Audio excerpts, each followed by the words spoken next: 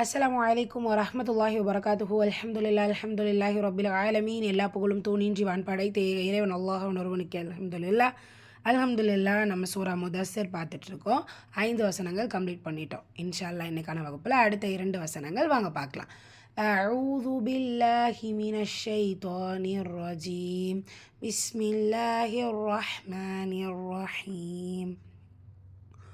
ولا تمنن تستكثر ولا تمنن تستكثر ولا لام الف இரண்டு ஹரக்கத் தம்னுன்.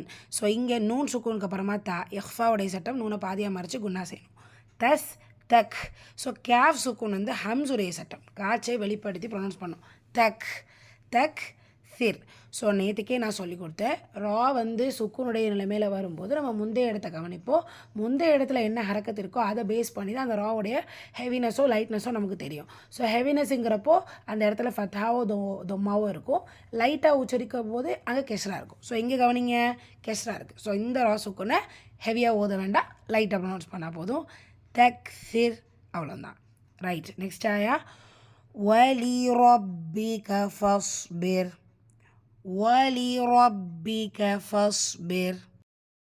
வலி ரா ரா வந்து ஹெவியாக ப்ரொனவுன்ஸ் பண்ணணும், ஃபத்தாக இருக்கிறனால பாலஷத்தான் அழுத்தம் கொடுக்கணும். ஃபஸ் பீர் இங்கேயும் என்ன தான் கெஸ்ட்ராவில் தான் வருது, அதுக்கப்புறமா ரா சுக்குன்னு வருது. ஸோ லைட்டாக ப்ரொனவுன்ஸ் பண்ணால் போதும். ரைட், ரிப்பீட் பண்ணலாமா? பிஸ்மில்லாஹிர் ரஹ்மானிர் ரஹீம்.